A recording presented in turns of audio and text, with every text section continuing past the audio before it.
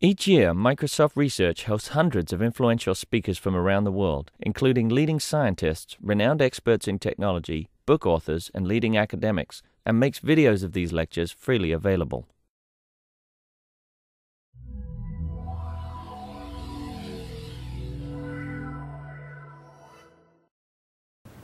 Let's get started. Today it's a pleasure to welcome Ambuj Tiwari to Redmond.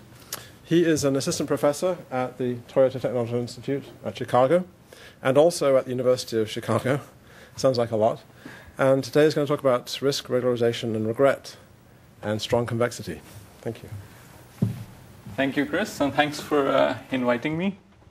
So this talk has a sort of grander title than I usually like to give. I mean, I'm not going to talk all there is to talk about risk, regulation, regret. These are three main very big topics in machine learning. But there is this notion of strong convexity that appears in a lot of my recent work. So I just will use this as a tying theme to present some of my recent results that have some bearing on these three R's. And this work is in collaboration with a bunch of smart people. John Duchi, a student at UC Berkeley. Sham and Shai used to be at TTI but have now moved. Yoram at Google and Karthik, who's a student at TTI. So feel free to stop me, if I'm rushing or going too slow. Either way. So this talk is going to be about prediction problems, which we want to predict an output or response y based on some input x. So that's the generic prediction problem. So you want to come up with a function of the inputs that can predict the output, right? So that's a very general, high-level view of prediction problems. Examples are, very common example. We deal with this every day. You get emails, and then your email spam classifier classifies it as spam or email. Or you might have microarray DNA data, genetic data, trying to classify individuals as diseased or not, are healthy. So this is something that Joseph Cachette at TTI works with. He likes to view this as this audio speech recognition problem as a prediction problem. So your input is a speech signal, and you want to output the corresponding phoneme sequence that it corresponds to. So here, unlike the previous two examples, the set of possible outputs is huge, right? So first of all, there's no limit really on how many things might there be in your sequence. So it's really a combinatorial space here on the y side. It's sort of a slightly different flavor this example has rather than the other two. Similarly, this one from the NLP community, people try to think of the problem of parsing really as a prediction problem, where your input is a sentence and you want to predict you want to predict really the whole parse tree is the label. So again, the space of labels here is huge. So these go, there's the area of structured prediction that deals with such problems. I will not go so much into structured prediction, but some of the ideas will apply to such problems. And then there's, of course, this ranking. Talking to Chris about it. Haven't worked really much on ranking problem per se, but again, some of the ideas I'll talk about do apply to the ranking problem, where you have a list of documents that a query processing system returns, and you want to display them in some ranked order, right? So hopefully the topmost document is the most relevant document. Okay, so it's just some common examples of prediction problems. So where I'm getting at is really linear prediction. So prediction using linear functions. So linear functions, the world is nonlinear, but machine learning really likes linear functions because it turns out you can do a lot with linear functions if you work with in a higher dimensional space, or even an infinite dimensional space using the kernel idea. So I will assume that your predictors have this linear form, right? So W is a vector of weights, and your input has been represented as some huge vector, and just take the inner product of W and X. That gives you a prediction. And this is really the workhorse of machine learning, right? Lots of practical methods are based on this idea. And it's not as restrictive as it might look when you see it for the first time, right? So we'll just see some examples of how you can use this idea to not just predict real numbers, right? So it feels like this is just, you just want to predict one real number, then this makes sense. But what if you want to predict some structured things, right? But you can do that.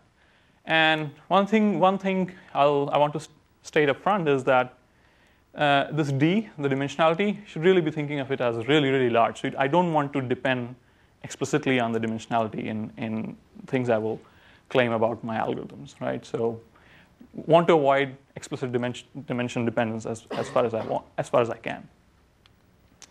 Okay, so how do we use linear predictors, let's say for ranking, right? So one way to do it, not the way perhaps, would be to learn a weight vector and then take its inner product with the documents you want to rank, and then you can sort those numbers. So maybe these numbers are good indications of the relevance, and you can get a ranking, right? So even if you want to predict a permutation, you can sort of do it by just learning linear functions. So that's one simple reduction.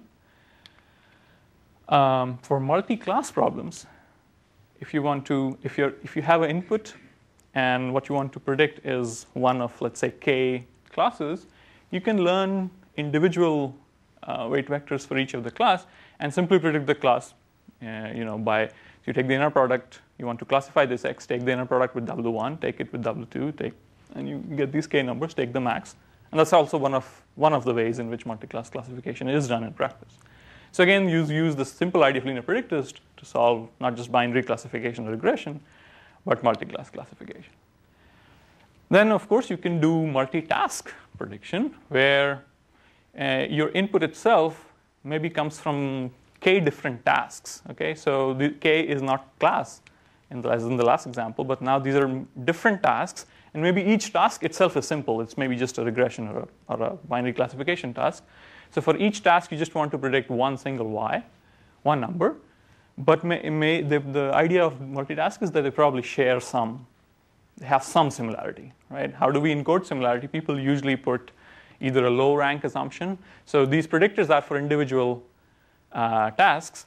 But if you're assuming that there is similarity, then something should be simple about this matrix, right? So this matrix should not be just an arbitrary matrix, right? So now how do you say simple? Well, that depends on application. Two kinds of assumptions people have made on this is that maybe there is not full linear independence here. So maybe this matrix where the individual task predictors sit as rows, this has lower dimension. Like these don't span the full possible space. Maybe the rank of this matrix is low. And another is shared sparsity, which is if all these tasks, so maybe the apparent dimensionality is huge, but there are only a few relevant variables. And those relevant variables are perhaps common across tasks. That's the sharing. So that's people call it shared sparsity, and then there is the whole group Lasso literature based on that idea. So again, the idea is that you use these individual inner products to predict labels for individual tasks, but then you regularize in a way that encodes your relatedness assumption. And I will come to regularization very soon. Okay, so this is probably my last example on this general idea of using linear predictors to solve more complicated problems. This is for structured prediction, like the phoneme sequences or the parse tree example. So here, for every input x, you have a huge number of possible labels. And the way you deal with that problem is that you map each input label pair via a feature mapping into some high-dimensional space. So phi xy lives in some r to the d, where d is huge. And then you again use really the multi-class idea, right? That you take the inner product of your w with each of these mappings corresponding to the labels, and provided this max can be computed efficiently over this exponentially large set, you can still predict. And then the idea is to come up with the learning algorithms where you can still do learning efficiently even though your set is huge, and there has been some success in that front. Okay, so this is like really the introductory part of the talk. So are there any questions at this stage? Okay, so here's the outline. I will introduce the 3 R's that the talk is about: risk, regularization, and regret. and then spend just a little bit of time introducing this notion of strong convexity. And then the real meat of the talk is in the last portion, where I will present some new analysis for existing algorithms as well as some new algorithms in the end. Okay, so for the time being, forget about the more structured prediction and the ranking problems. Let's stick to classification and regression, and we'll come back to the more complicated ones. I just want to get at this issue of loss functions. So for any prediction task, it's important to design the loss function correctly. But I'll sort of shove that issue under the rug for this talk. I'll just assume you have picked your favorite loss function. Just think of your favorite loss function. The idea is that you just want a way to go from predictions and true labels to a quantification of how good that prediction is, right? So just a loss function. For me, for this talk, the loss function is just a way to do that, right? So you get your prediction using your predictor, and you have the true label, and L of these two guys just gives you how badly you did. Okay, so just use some loss function. And once you fix a loss function, the traditional statistical learning viewpoint is that, well, assume that your data comes from some unknown distribution P, and you try to not assume too much about P, right? Because this might be generated from some really complicated process. But the thing is, having this assumption that your data is IID from a distribution allows you to associate with each predictor a single number, which is its expected loss, right? So that's the risk. So that's the first R. So the risk of a predictor is simply its expected loss under the distribution. And the point is, of course, we don't know what P is. Like P is, how the world is in some sense. What's the distribution of natural images? What's the distribution of human language sentences? But we do have a training set to train on. Okay, so this acts as a proxy for this P that you don't know. So since the sample is what is all you have, it makes sense to use it to minimize what is known as the empirical risk. So the risk is the expectation under the underlying distribution of the data, but the empirical risk is just the average loss on the training set, right? So that's the empirical risk. And you might go ahead and minimize it, but then the question is, well, what space do I minimize it on? If I just minimize it over, let's say, all functions, all possible W's, then most of us know that we'll be hit by overfitting, right? So, and that brings us to regularization, that we don't want to search over the whole space of predictors, right? So we have some belief maybe about how a good W looks like, and we want to incorporate that in regularization. So if you ask what regularization is, I guess you get different answers from different people, but at a very, very high level, and probably to have least conflict with most people, if you say, well, regularization is something done to prevent overfitting, I think that is at least something that most people would have little problem with. And the idea is that you want to encourage simple functions that do fit your data, right? So there is this eternal trade-off, right, between fitting the data well, which is the data parts. L hat of W is the performance on the data, and then you also want something which has low complexity in some sense. And lambda is a regularization parameter that trades these off. Okay. For those of you who work with this every day, I mean, I'm sure I'm boring you to death, but just want to set up the context for the talk. And there is the constrained version, of course, of this, where you pull the regularization out of the objective and put it in the constraints. So are there any questions at this very, very high-level technical setup of the situation? Okay, so let's get into examples of regularization. I guess the most common one is the L2, the one that is used in SVMs. So here the L2 norm of vector is simply you square each entry, add them up, take the square root. Also corresponds to its length, in 2 and 3D, and higher D, you can think of it as an analog of the length. Another regularization that has become very popular recently and has connections to sparsity is the L1 regularization, where you just sum the absolute values of each component, and that acts as a convex surrogate for the number of non-zero entries in the vector. So it's another regularization. The third very popular regularization is that comes from the Maxent boosting world, where you measure the complexity of a vector by its entropy. really the negative entropy, because I want to work with convex regularizers. So that's why I'm dealing with negative entropy, because entropy itself is concave. So here I'm assuming W is a probability distribution, so each component is positive and it sums to 1. So these all are examples over W's that really are vectors. And what if we have matrices? So these matrices arise, we saw they arise in multi-class, multitask. So the group idea, which I very briefly hinted at a few minutes ago, is to use this idea of shared sparsity that maybe, so think of, so these rows are individual predictors. So each predictor has d dimensions, and the rows can correspond to tasks in multitask or to classes in multi-class. And the idea is to take just the usual L2 norm of each column, so that's of each feature, and then add them up. So the idea is that like L1 norm, which encourages sparsity of each component, here this should encourage sparsity at a column level. So each column should light up, like only a few columns should really light up in this matrix, and the rest should just be turned off to 0 if you use this regularization. That's at least the idea. That doesn't always happen, happens under some conditions. That's the idea behind this regularizer. And the trace, or the nuclear norm, which has become very popular due to its association with the matrix completion problem, is to incorporate this idea of limited linear independence in your rows. So here you regularize. So you take the SVD of your matrix W. These are the singular values, and you take the L1 norm of the singular values. Why? Because, well, rank is the number of non-zero elements here, and a surrogate of and a convex surrogate for the number of non-zero elements in a vector is the L1 norm. So you just take the L1 norm here. So these are the 5 regularizers that I'll sort of use as running examples.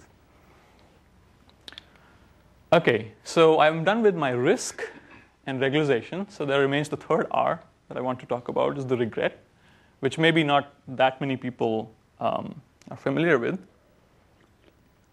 So I'd like to illustrate the idea with an example. So let's say you have, so I'll get to the definition of the regret first, but let's just do this little example before that. Let's say you have, 5 experts predicting the weather, and for simplicity assume that the weather takes only 2 values, sunny or cloudy. And you know, a very unreasonable assumption, you know that one of these is perfect, okay? And your job is to look at their predictions and make your prediction and make the minimum number of mistakes, okay? So this is the first day you have no prior information. You just know one of them is correct, so maybe you just go with the first one. And reality is cruel. It doesn't always do what you predict. It's cloudy, so you made a mistake. But that's fine. We made a mistake, but we can rule this out, right? Because we know there's a perfect predictor. These 2 can't be perfect. So now we just have these 3. And now they predict cloudy, sunny, sunny. So it was cloudy yesterday, and so maybe things persist. You go with the first one again. Well, bad luck again. So you make a mistake, but still progress has happened, right? Because you made a mistake, so you paid in your performance, but you did make progress by zooming in on these 2 guys. So next day, they both predict sunny, so you're in good shape because one of them is perfect, and they're both predicting sunny, so you won't make a mistake. And then the next day, they have a disagreement. You go with the first one, and, well, you made another mistake, but now you're guaranteed that you won't make mistakes because this one is the perfect one. Okay? So the idea is that under this unreasonable assumption of a perfect expert, there is this strategy, which is a very simple strategy. Just go with the first uneliminated expert. That makes a finite number of mistakes. Okay? So that's the point I'm making, that there is no probabilistic assumption here on how the world behaves. There is an unreasonable assumption of the perfect expert, which can be removed. But it just gives a flavor of how you can say something without making probabilistic assumptions. Some adversarial guarantee that no matter what happens, my algorithm will satisfy certain property. And actually, if you go with the not with the first expert, but with the majority of the ones that have not been eliminated, you actually only pay log you only make log number of mistakes. So this strategy of going with the first is actually a bit silly, but still gives only a finite number of mistakes. So this motivates the online learning setup, where So now so this was not a learning problem, right? It's a very sort of a concocted problem. But let's get back to learning. We're trying to learn. So maybe you have a temporal process, and you're trying to predict at each time, and you keep a predictor at each time t. So that's like your move. So that's a play. So I'll think of this as a game between the learner and the environment, which can be adversarial. So you play a predictor. In the expert setting, that just corresponds to picking, if there are 5 experts and I go with the one, you can encode that like this. So that will be my move. Then the online learning protocol is that the world responds with the loss function. And again, in the expert setting, this loss function just encodes which experts made a mistake. So if the first 2 experts made mistakes, then this is what the loss function looks like. And then you suffer this loss function on your choice for that day, for that round. So here, in this case, the loss function is very simple. It's just linear, right? So if one of the mistake-making experts was what you picked, you just pay that, right? So a very complicated way of saying that is you take the inner product between these 2 vectors. But I'm making it complicated because that brings me to this more general setting of online learning where there is this protocol and you suffer this loss at each time step. And then what's the regret? Well, the regret is sum up the losses that your algorithm, that this online algorithm that this learner made. There is this division by t to scale it. And then subtract from it the best you could have done if you knew all the loss functions in advance. Right? What's the best you could have done if you knew everything in advance over your space? So this W lives in the same space as what your algorithm moves. So I was mentioning this definition to Chris, and he said, well, it's sort of, you're being harsh on, you're competing with a quantity that's not that interesting maybe, because it's, you are allowed to change the WT at each time, but what you're competing against has to use the same W throughout. There are sort of several possible responses to that criticism. It's a valid criticism. One response is that we do, the first response is that it is possible to study this quantity and prove interesting bound. And not only that, these bounds often give very competitive answers in the statistical setting. If you do assume that these L's are not just adversarial, but they're coming from some distribution, then you recover some of the best guarantees that are known for batch algorithms, which is kind of interesting. And the third response is that yes, but this is restrictive, but this is just a start. So you can consider other notions of regret where this is allowed to change a little bit. Okay, so this is the definition, and I just want to make sure everyone sort of gets it, what this quantity is measuring. So your cumulative loss minus what's the minimum you could have done if you saw the sequence in advance. Okay? Yep. So usually capital T and N would be the same thing. So is that? Yeah. So that's a typo. Yeah. Sorry. This small, yeah, good. Sorry. That small n is so yeah. So in statistical learning we use n, and somehow in the online world we use t, and I got them mixed up here. And n is equal to t here. Yeah. It's the same. Yeah, you can see that's just propagating. Okay. So the regret, unlike the risk, so risk is just a number. I have a predictor. There's a distribution. Risk is the average loss of this predictor. It's a single number. This just depends on the distribution. Regret, on the other hand, depends on the actual reality, on the actual sequence of loss functions, on the actual data you saw. So the regret of an algorithm is a sequence-dependent quantity, but the surprising fact is that you can often bound it for all sequences from a certain class. And it could have been generated adversarially. So the adversary might be looking at your algorithms and trying to force bad examples on you. Okay, and this is a slide that's illustrating that if you do come up with a way to bound this regret, then you can use it in a streaming setting where your data is IID, but perhaps you're seeing it one by one, right? So what you can do is you can mimic this online protocol using a data stream where maybe this is the stream of emails that is coming in. You maintain a classifier at each day. You receive an email, and then you have a label. You have a correct label for it. You suffer the loss, maybe just the squared loss. And that's how you can mimic the online protocol. And the point is, at a very high level, there are these conversions that can go from an online adversarial setting to the batch statistical setting by combining the regret guarantee with the assumption that the data is actually IID. You use some concentration inequalities to give a bound in the statistical setting. The statistical setting, you'll say that the risk of the average thing you played over time, so just the average of these W's, is not much worse than the best risk. So W star is the predictor in your class that has the minimal risk, plus a little bit, where this little bit depends on the regret guarantee and the extra thing that you accumulate by using some concentration inequalities. But the high-level idea is that you can use these maybe esoteric-looking regret bounds to get things in the statistical setting, and you don't lose much. So these regret bounds are apparently not that loose. And people have also used these online algorithms to do optimization of batch objectives. So like there is this Pegasus algorithm, which is really an online algorithm, but it works on the SVM objective. It solves the primal problem.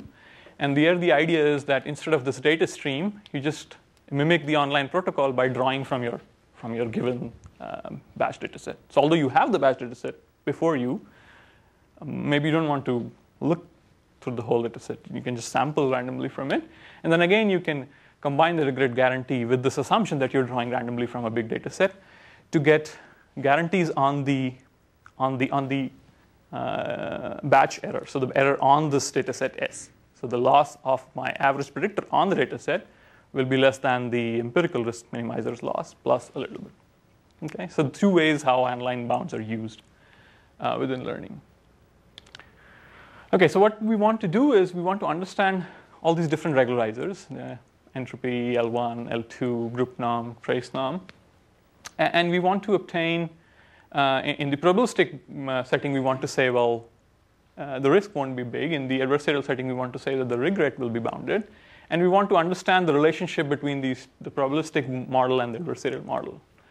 When are the regret bounds the same as the statistical bounds? When are they different? Things like that. And the notion of strong convexity appears to play an interesting and important role in all of these. I won't get into the risk bounds because I don't have that much time. I'll mostly concentrate on the online setting because I think that's also more practical.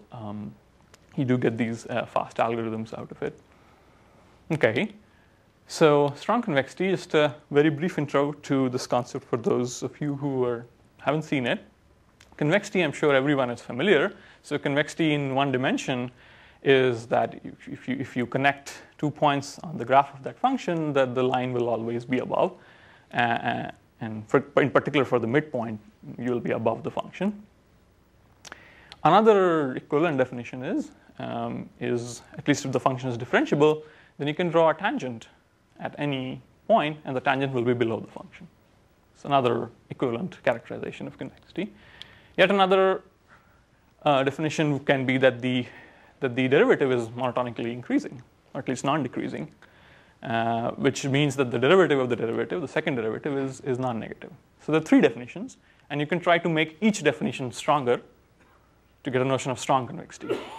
But the good thing is you get one notion. So you make each definition stronger, but the resulting notions also coincide. So we have a robust notion of strong convexity that doesn't depend on the definition of convexity you start with. So you can take this definition and say, well, this is not just below, but below by a significant amount, right? Where that significant amount is quantified by a parameter alpha. So you can say my function is alpha strongly convex if there is at least this much gap between the function and this line. Okay, that's one proposal of strong convexity. One other proposal could be, well, I'll say that this function is not just above this linear approximation, but above by a significant amount, again quantified by alpha. And you can say, well, here that my derivative of the derivative is not just non-negative, but it's actually at least alpha, where alpha is a positive number. And all these three definitions are again equivalent. So we get some robust notion of twice differentiable. So that brings me to the definition. This I take as the definition, and then the rest two are equivalent if you have sufficient differentiability. Right. So in high dimensions, the definition of strong convexity that is used is that the function at the midpoint is less than the average of the function values at the endpoints minus. This should be a minus. Minus alpha over this 8 is just for making sure that half Euclidean norm squared is 1 convex. because you want that example to have a strong convexity constant of 1. Is halfway enough, or can you construct some weird Cantor set-like thing where this is... Oh, so this is all assuming functions are continuous. So yeah. No weirdness is allowed. Okay. Yes, but yeah, if half is enough only if you have continuity, and then you can infer it for. The issue of the norm is kind of important, and I want to say that right now, because in 1D, the pictures are misleading because there is only one way to measure norm, right? Just the absolute value. But in higher dimensions, it's very important which norm your given function is strongly convex with, because the constant will depend on the norm, and I don't want my constants to depend on dimensionality. Okay, so the definition, as far as I can tell, first appeared in 1966 in an optimization theory paper by Polyak, but has now been, it's appearing more and more in the machine learning literature in the past 4 or 5 years. And then there are these equivalent definitions if you have. So this was the definition, and then this is a consequence of the definition. If your function is differentiable, then the linear approximation sits below by this much, and then the gradient mapping is a monotone function. It's actually a strongly monotone function, and then there's a condition involving the Hessian. But these are just showing that you can state this notion in different ways. Okay, examples. So one important family of examples are these LP, the LP norms, right? So the L1 and the L2 norms are called L1 and L2 because they are the LP norm for p equals 1 and 2.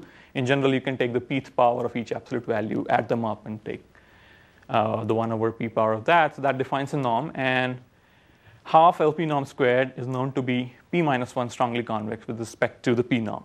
Okay? And this is important, right? So this is not referring to the dimension at all.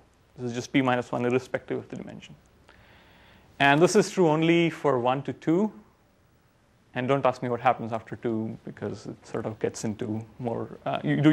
Short answer is you don't have strong convexity. You have a notion that's between convexity and strong convexity. The same alpha is p minus 1? When you say p minus 1 strong convex, that's yeah. So the alpha equals p minus 1 if you take this function. For this specific function, the biggest alpha that you can make, that you can work with is p minus 1. But an alpha of 0 is always true, right? So a function, if function is alpha strongly convex, it's alpha prime strongly convex for all alpha primes less than alpha. But a 0 strongly convex function is not strongly convex. A 0 strongly convex function is just convex. Yeah. So if you do the L1, it's not actually this strongly. Good point, and I'll come to that. So for L1, we have to do a little trick. You have to stay just enough. You don't want to. L1.0. Yeah, you do 1 plus a little bit. Yeah. Good point. So if you're exactly at 1, you lose strong convexity. I'll come back to that point. It's a good point. And for matrices, one very nice. Actually, when does the talk end? No, just want to go to 12 if you need to. Oh, okay. Okay.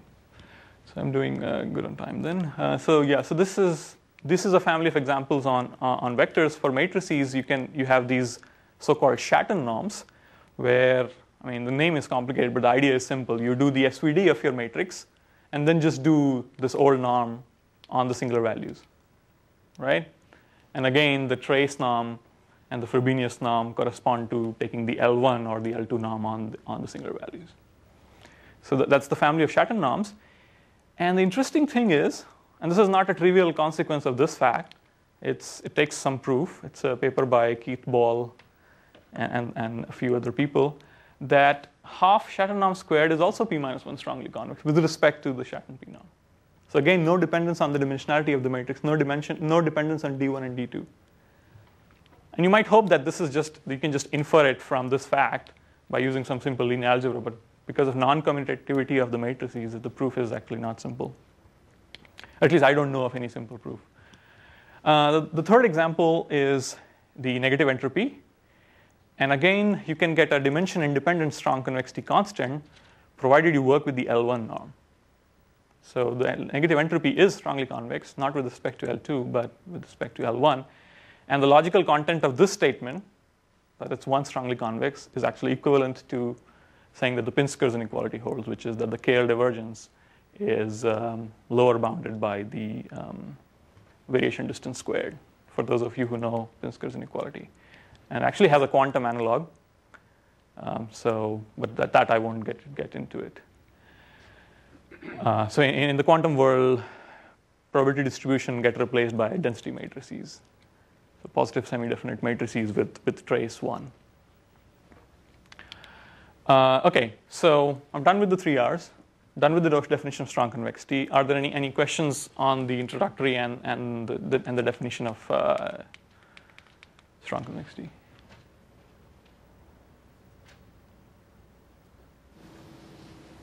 Okay, so if there are no questions, I'll just move on. Okay, so now coming to the meat of the talk, which is online algorithms, using this idea of, now I'll make the connection, sort of try to put things together. Okay, so so as I said, I won't go into the statistical learning theory results, like how to obtain generalization error or risk bounds in the statistical world. I'll just stick with the online setting.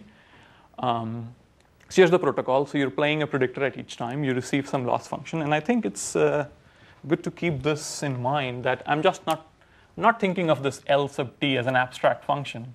Here I'm really thinking, but in my head I'm thinking some machine learning loss function applied to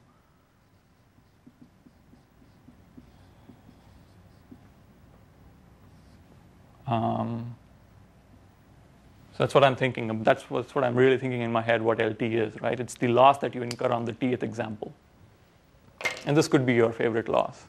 This could be even like you might be doing structured prediction. In fact, people have used some of these ideas for structured prediction. Okay, so to motivate mirror descent, let's start with 2 very well-known algorithms in machine learning. One is this online gradient descent. So the way you get your next iterate is by just going a little bit in the descent direction for that given loss function, and then maybe you need a projection to come back in your set. So that's just simple gradient descent. The exponentiated version of that is, of course, let's say you're working on the probability simplex. So the way you update each component of your so you're keeping track of this WT is evolving, right? So you have these. This is how your online algorithm works. So to get WT plus 1 from WT, this is what gradient descent does, and this is what exponentiated gradient descent does. Each component gets multiplied by e to the power. This is a learning rate, and then the appropriate component in the gradient. So it's a multiplicative version of this additive algorithm. So both are fairly, have been around for a while. And they're both specific cases of mirror descent, and here's how. So gradient descent, this thing, has an equivalent description like this, that the next iterate actually is obtained by solving a simple optimization problem. What is that optimization problem? You linearize your loss function at your current iterate. So you linearize your function around WT. That's a bad approximation far from WT. So you add a proximal term. You don't want to go away from where you made your approximation. And you just minimize these two to get WT plus 1. And it's actually not that difficult to verify. So this is the linear approximation, right? The value at WT plus the gradient times the difference. It's actually not that difficult to verify that if you just minimize this, then this is what the solution looks like. So this is called the proximal term. And for exponentiated gradient, the only difference is that the way you measure distances, instead of Euclidean distance, you use not really a true distance, but this divergence, KL divergence. And again, it's a bit of a calculation that this minimizing this actually gives you this closed form. Okay, so now these algorithms start to look the same, right? The only one ingredient has changed, and you can say, well, okay, I'll just have a general Bragman divergence here, right? And I'll tell what I mean by Bragman divergence. Bragman divergence is simply so if you have a convex function R, you can get a divergence out of it by simply evaluating that function at W at the first argument and subtracting from it the linear approximation at W, where the linear approximation is made at V, right? So the picture is this. So you have this R, and you make the linear approximation at V, and you evaluate it at W. That will leave a gap, and that gap is exactly the Bragman divergence. So that's the divergence is not negative by definition if R is convex, but actually we'll assume R is strongly convex. So this now ties back to the notion of strong convexity. So this is now a family of algorithms. The ingredient is you change this ingredient R and you get different algorithms. What are these algorithms good for? We'll now relate this the choice of R to the task at hand, right? So for multitask, for trace norm, it turns out there are appropriate R's that you can use to get the right algorithm and the right bounds. Yeah, so I'll assume that R is strongly convex. Okay. Now, so this is the algebra. This is somehow not an intuitive way to learn about this algorithm. This is the definition. So remember that gradient descent had these two equivalent descriptions. You can either view it this way, or you can view that you're doing this gradient step. So it turns out even for the general mirror descent algorithm, there are two views. One view is, well, you're doing a trade-off between this proximal term and the loss-dependent term. There's a more geometric picture which I really like is that, so here you have the WT. You go to a mirrored space, and that's where actually the term mirror descent comes from. You do a descent in the mirrored space. So you go through to the mirrored space. What's that mapping? That mapping is actually the gradient mapping of this strongly convex function. So you assume it's differentiable. So this gradient mapping takes you through the mirrored space. You do descent there, and then you come back. And since R is strongly convex, its gradient is invertible. In fact, for any strictly convex function, the gradient is invertible, so you can come back. So this picture, you get the same algorithm as this. And online gradient descent and exponential gradient just differ in the choice of this mapping. Oh, so grad R is a matrix. Grad R, so both these are vectors of same dimensionality. So grad R just maps vectors to vectors. So it's the gradient of a scalar valued function. So it takes inputs that are vectors and also outputs a vector. So for simple gradient descent, R is half. So vanilla gradient descent corresponds to R of W being half W2 norm squared, and then the gradient is simply W, the identity mapping. So nothing happens. The mirror space is the same as the original space. And then you might project if you go outside the set. Okay, so here's a very general guarantee, not due to us. Can you go back to that? So the gradient, are you computing it at WT? Which gradient? The gradient. I mean, where? So this gradient comes from the loss. And this is a mapping. So I apply the gradient at WT to get theta t. So this is a mapping. Takes vectors to vectors, apply it to the current vector, get this here, do descent, and come back. So then if you do the next iteration, you can just do it on the right-hand side? Down. Yes, so there are lazy versions where you maintain things only in the mirrored space and only project when you need to make a prediction. That's right. But if you're making predictions every time, then you have to come back every time. So here's a generic guarantee. The nice thing is, so there's this nice family of algorithms. The only ingredient is this strongly convex function. So assume you have an upper bound for that function and the parameter of strong convexity, and assuming that all the gradients of your loss functions are not too big in the dual norm. Okay, so R is strongly convex with respect to some norm, which will be application specific, and you have to measure your gradients in the dual norm. So that's something you have to. That sort of goes together, right? You don't have freedom in choosing a different norm here. But then there is this generic regret guarantee. If you use this mirror descent algorithm, no matter what your loss sequence is, as long as their gradients are bounded, your regret will always be bounded by something which is linear in the dual norm. And then, so the nice thing is there is no explicit, at least there's no explicit dimension dependence here, right? So as long as alpha is independent of the dimension, all these bounds are also independent of the dimension. So grad R inverse always exists for strongly convex R. Actually, the inverse exists for any strictly convex R, and so it actually exists for strongly convex R, just because all you need for the gradient to be invertible is strict convexity. It shouldn't have any flat portions. The R shouldn't have any linear bits in its graph.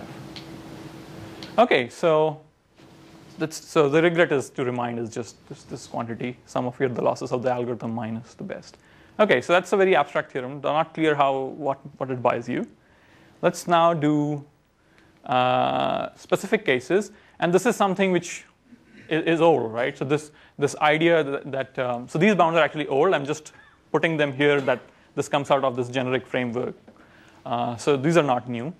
So let's say you're doing learning just with plain vectors, doing some regression or classification. Then if your predictors you're competing against are bounded in the L2 norm, then actually you have to assume that your data is bounded in the dual norm. So dual of 2 is 2, so you have to assume that your data is bounded in the 2 norm. And then the regret bound is really the product of the 2 norm of the predictor, the 2 norm bound on your data, and 1 over square root t. So this is classical. This is it's known that online gradient descent has this regret bound, and then you can also convert it into the statistical guarantee if your data is IID. And so this is the bound for online gradient descent. For exponentiated gradient, the nice thing is you can bring this dependence on the 2 norm on the data down to infinity. So think if your data, all features are between 0 and 1, then the infinity norm is just 1, but the 2 norm scales with dimensionality, right? If your data is dense and has d1s, then the 2 norm will scale as square root d. So that's good, but then you get hit by the L1 norm of your predictor. So that's bad because that's bigger. So you can't say which one is better, right? Depends on the application. So if you have dense data but a good predictor is sparse, then go ahead and use this. But if it's the other way around, then you're probably better off using just simple gradient descent. So this is well known. This trade-off is well known. We just recover it using this general theorem. And I'm using something about the loss function. I'm assuming it's convex and Lipschitz. So even if you're using squared loss, you have to sort of work in a bounded interval to get these. And this log d, this comes back to the question of 1 norm not being strongly convex. So what you do is, to handle the 1 norm, like for the second line, what you do is you actually run mirror descent. So you can either run mirror descent with like exponentiated gradient, or if you want to run it with p norms, then you run it with the, this is what you choose your r to be, to get the second bound, and you choose p carefully near 1. And that's why p minus 1 is 1 over log d. So when you invert alpha, you get that log d. So that log d comes from this choice. And the reason I make this choice is that if you are this much near 1, then the LP norm and the L1 norm are within a constant factor of each other. So the LP norm for this value approximates the L1 norm within a constant factor. Okay, so those were old bounds. Of course, in the matrix world, so this is very recent work with Sham and Shai. So in the matrix world, let's say you're doing multitask learning, you can of course use these bounds, right? You can just you think of your matrix as a huge vector, and then do its L2 norm or its L1 norm. So you can trivially get these bounds. But what's interesting is that you can immediately also get bounds for group Lasso type regularization or trace regularization. So you get these new bounds basically for free. And the only ingredient that changes is that to get this line, we use, there's something I didn't actually mention, that for matrices, I can take the P1 norm squared. So this is like you have a matrix, and you do the P norm on this side. 2P norm. You do the 2 norm on this side, and then you do the P norm here. And then again, this function is appropriately strongly convex. I didn't mention it as one of the examples, but you need it to get this row. The high level point is, the bounds are sort of difficult to read here. It's sort of too many subscripts. But the point is you get either no dependence or mild dependence on the dimension. And you get sort of the expected dependence on the various norms of the matrices and the data involved. Basically from this just one unified algorithm and just plugging different. K is the number of tasks? Yes, so here K is the number of tasks, and I'm assuming that the loss function is just sums over different tasks. The nice thing is, in this analysis, unlike most multitask analysis, we don't require that you use the same loss function across tasks. So you can actually share features across regression and classification tasks. So you might use a logistic loss for classification and use squared for regression. And this, and the only, I mean, here I'm not doing it. I'm using the same loss, but none of these bounds depend on that you want to use the same loss function. So you can mix tasks that are classification and regression. And this is Eric Xing in CMU is doing some practical work on this. He calls it heterogeneous multitask learning. And you don't even need, you're not even taking dependency on the linearity. Are you taking dependency on the linearity of your classifier here? Yes, yes. So these are this is what my classifier looks like, right? So I take WL is the lth row of this matrix. So for the lth task, I use the lth row of that matrix. So this is the initially I showed how I will do multitask. I was just trying to understand. Because what happens if you don't have only have some features in common between the tasks but lots of other ones? That's a funny structure in your matrix W, right? Oh, like this is so these bounds are always true, but they're meaningful if your assumptions are correct. So for example, this 2-1 norm will be small if there is shared sparsity. This bound will always hold. This is the bound for the algorithm. This bound will be large if your regularizer doesn't match the assumptions that it sort of corresponds to. I mean, you can use this algorithm for the case of sparse W and dense. It will still run, but it will have a worse bound, right? So the algorithm is not restricted to be used only in a certain setting. Its performance will depend on whether the setting matches its regularizer. I'm very confused. So you have a bunch of W's for a given x, and a bunch of x's also. So this on the left-hand side, this is the class I'm working with. So this corresponds to the group regularization, right? Because the constrained form of the regulation says I'll only work with matrices that have group norm that's small. So this is the class I'm competing against, and this is the assumption on my data. And then this is a bound, and these are 4 different algorithms. So I'm not sure if I understand your confusion. The indexing and the loss. W. There is X in the loss, yes. No, there's the indexing. So the indexing in the loss. T is the. I got the T. It's the subscripts. Yeah. So L. So the picture is. Same number of W's as x's. So W is now a matrix. So at time t itself, you get k tasks. This is what your WT looks like. And at time t, since you're in multitask, at time t you get all the tasks. So your matrix X also has k rows.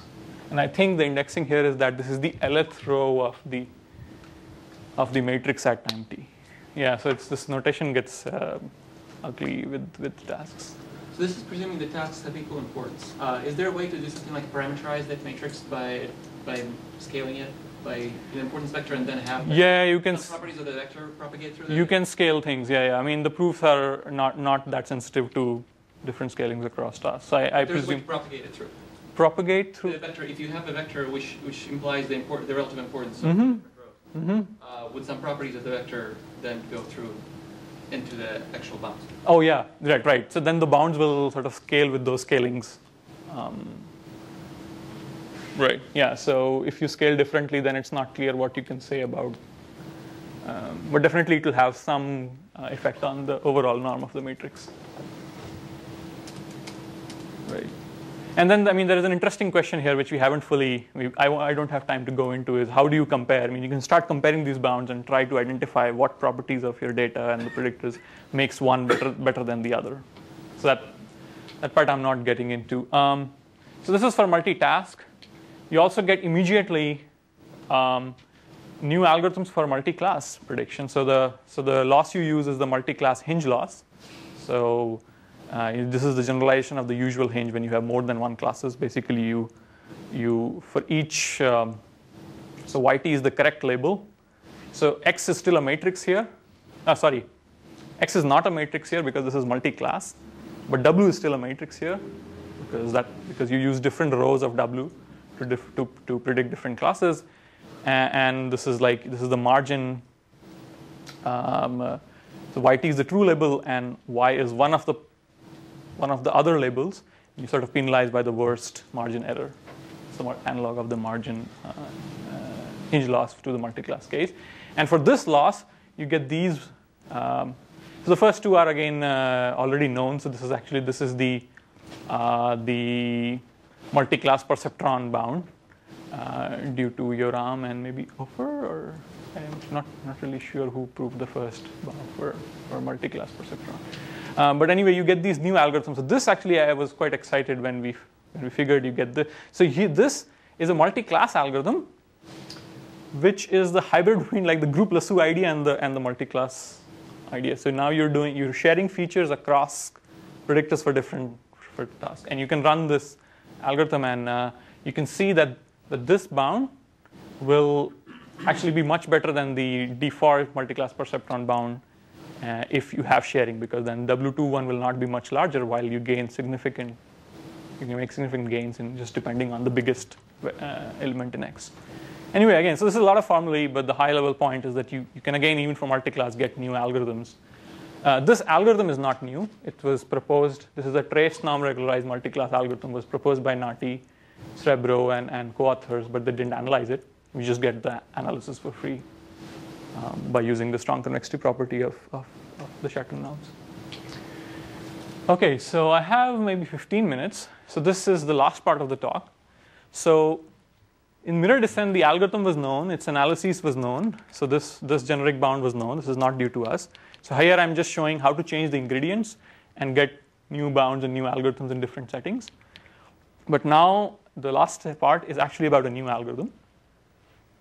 And it's not very general, unlike mirror descent, unfortunately. It only applies to particular regularizers. So I'll work with the L1 norm. And actually the work was motivated by L1 regularized problems. So you have this online learning protocol where you play a predictor, you incur a loss. But often, for example, in regularized problem, your loss consists of some data part and a part that comes from the regularizer. So you can do, there's nothing stopping you from doing just vanilla mirror descent or vanilla gradient descent on this, right? Just evaluate the gradient from both sides, go in the descent direction, and proceed. There's a slight complication that this is not differentiable, but you can work with subgradients, and all the guarantees of mirror descent are still true if you just have, if you use a subgradient instead of a gradient. Okay, so you can still, you can do mirror descent even with L1 regularization. You will linearize your loss, and you will also linearize the L1 part of it. And this is what the geometry picture will look like. You will do descent corresponding to the loss part. Then you will do some descent corresponding to your regularizer. Never mind the fact that this is not differentiable, but assume you get the one subgradient from the subdifferential, and you come back. Problem is that this update, there's nothing in this update that even hints at sparsity, right? You're just subtracting some vectors from some vectors, and I mean, it's not clear how somehow magically some vectors will become 0. They will in the limit, because you know that this will converge to the optimum, and under certain conditions, if you minimize L1 regularized losses, then you get sparsity. So in the limit, but there's nothing, in one update, there's nothing to promote sparsity, and this was a big problem in applications, that these updates were not promoting sparsity, even though the reason we use L1 norm is to encourage sparsity. Okay, so what's the fix? So the fix that we propose, actually not we, I mean the idea was around, but we sort of put it in connection with the mirror descent, is that if your online loss consists of two portions, one of which is not even data dependent, never changes, then don't linearize it. So this is mirror descent. So just instead of linearizing it, just throw it right there, right? Just that part don't touch. Just linearize your loss function. So this is what we call COMID, composite objective mirror descent. So then there are two questions. Well, you modified your algorithm, right? So mirror descent was good because even though it had this flavor of that you have to solve an optimization problem at each step, in the end it was just this nice go to the mirror step, do descent, come back. So it was a nice, it could be implemented efficiently. So can this modification also be implemented efficiently? But how does this relate to Lin's algorithm? Yes, they are very similar. You can replace, instead of linearizing just one, you can keep a linearization of all the previous losses that you've seen. And there are actually a whole spectrum of algorithms between. Is this the same as just Duchi and Singer's algorithm? So that, yes, I'm getting to that. It will be a special case. Okay. Yeah. So that's exactly where. So Duchi and Singer did some work. Me and Shai did some work. And then we realized there is a single algorithm of which they are special cases. So So that's what, yeah, so Duchi and Singer is Comet, but for a specific choice of R. Okay, and does this modification work? I mean, you change the algorithm, there's no guarantee that it still does something reasonable. But one thing we are sure that if it works, it will give sparsity of in each update, because in each update you have the L1 regularizer sitting there, right? So in each update, if you can implement it efficiently, you will know that WT plus 1 will be encouraged to be sparse, because this sits right there in the objective function for each update, not just in the limit. Okay, so this is what this algorithm becomes when this distance is the usual W minus WT 2 norm squared. You do descent, and then you pass your intermediate vector through the shrinkage operator. So each component of your vector goes through this shrinking operation. So if you're away from 0, something gets subtracted. But if you're within if you're within some distance of 0, you just get sucked to 0. So that's why you get sparsity in this step. So at least for the simple setting where R is the Euclidean norm, you get an efficient implementation. You just do the gradient descent and do the shrinkage. And in general, this is something new, which I don't think it was known before, that no matter which LP norm you use in this general mirror descent setting, this modified mirror descent algorithm, this Comet algorithm, has an efficient implementation, and this is how mirror descent gets modified. It's quite intuitive. You go to the mirrored step, you do descent from the loss function, you do squashing this shrinkage operator in the mirrored space, and you come back. The key thing is when you come back, sparsity is preserved. So all these p-norm Bragman functions have the nice property that this gradient is sparsity preserving. If you have 20 non-zero components here, exactly those components will be non-zero here. So it would have been a disaster if this mapping destroyed the sparsity you gained in the mirrored space, but you preserve that. And this geometry picture is equivalent to this algorithm, so that's a theorem for the family of Bragman. And actually also explains why we were able to. So there's some bound which is not much different from the mirror descent bound, but it's not about improving the bound, it's about having the sparsity inducing property at each step. Actually, the bound is cleaner, because if you do mirror descent, you will get hurt by how big the gradient is both in the loss part as well as the L1, but here you don't get pay only in the loss part. It's a cleaner bound in mirror descent, and you get, so this is now coming back to the question that was asked about Duchi and Singer's work, is that you get two algorithms as special cases. So Shai and I gave an algorithm for L1 regularized problems using p-norms that we called SMIDAs, stochastic mirror descent made sparse. And John Duchi and Singer had another algorithm, and both were discovered independently. And then we realized that there's this generic algorithm that gives these bounds as special cases. And the story doesn't stop there, because now, because of this unified analysis, we get new algorithms where L1, instead of L1, think of matrix applications, where now you're doing trace norm regularization. You actually, now it's very interesting. What the algorithm in the end becomes is you go to the mirrored space, so the both spaces are spaces of matrices. You do the descent from your loss function. Now you shrink in the singular values. So you don't shrink each component of this matrix. You shrink, you do the SVD, and you shrink the singular values and put the SVD back, and that's what theta t plus 1 is. And you go back, and again, this doesn't destroy sparsity in the spectrum. So what's the property in R to not destroy sparsity? The R should, so in the matrix world, R should be the Schatten p norm squared, and in the vector world, actually the property is really that the gradient at any W, its jth component, the sign of it should match the sign of Wj. So once you do the gradient, so you have a vector, you apply some map to it, you get another vector, the signs should match in each component. And it does happen for all the p norms and all the. When you say maintain sparsity, do you mean that the W's also have this property of the singular values? Yes, in this case, the notion of sparsity preservation is different in matrix. So here it's, you get, if there are 5 non-zero singular values, there will be exactly 5 non-zero singular values here. right? Unlike the previous case where the number of non-zero entries were preserved. Okay, so here we get new algorithms which we haven't yet tried. John is actually just beginning to run experiments. And there are some interesting, actually I had questions for Lynn about how we can use it with the, well, okay, I'll take that. I'll have the discussion offline. Anyway, so these, you get new algorithms for the trace norm applications. So again, you have this ingredient R to choose, right? So you can choose R to be simply the Frobenius norm of the matrix. And then you get a particular bound. Turns out this algorithm is actually not new. It was published last year by Professor Goldfarb at Columbia and his colleagues. But they only proved that it converges, no rates. So we get rates for free again by this generic Comet result. This generic Comet result.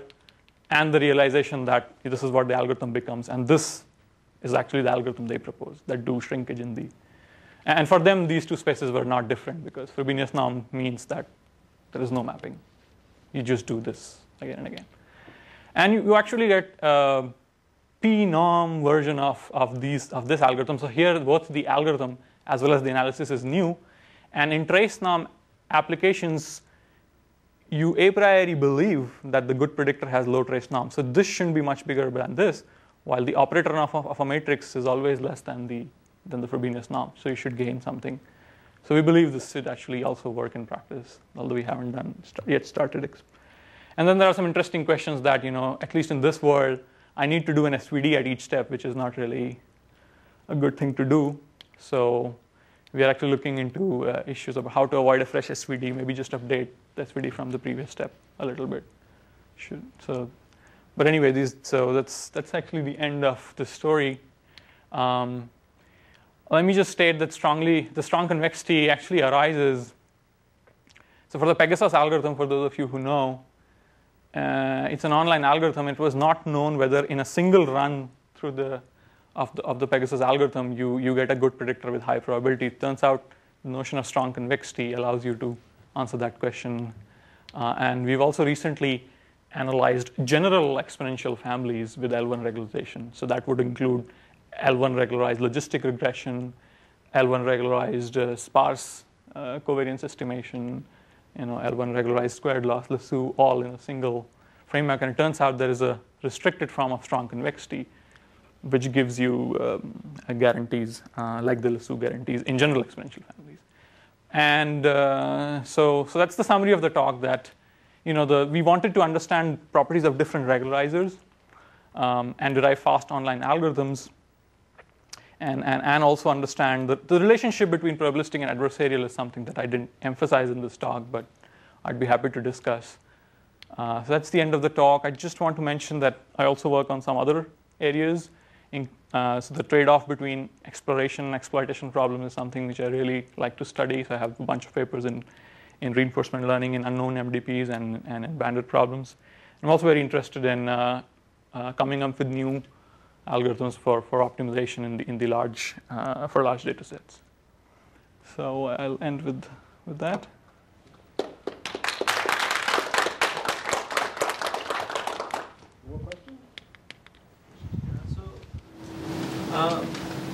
I'm just wondering, have you thought of using these forms for log-det divergences for regularization across matrices? Yeah, so the log-det, we have thought about it, but we don't yet have anything.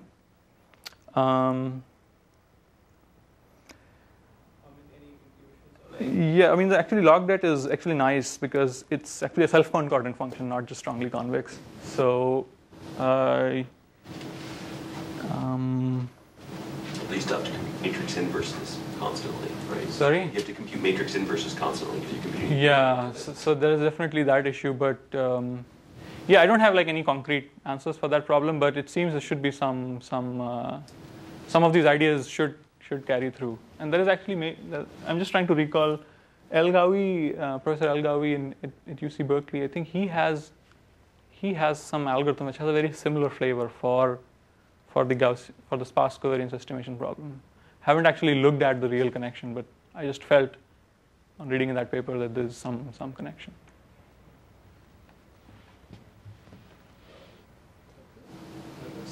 want to go?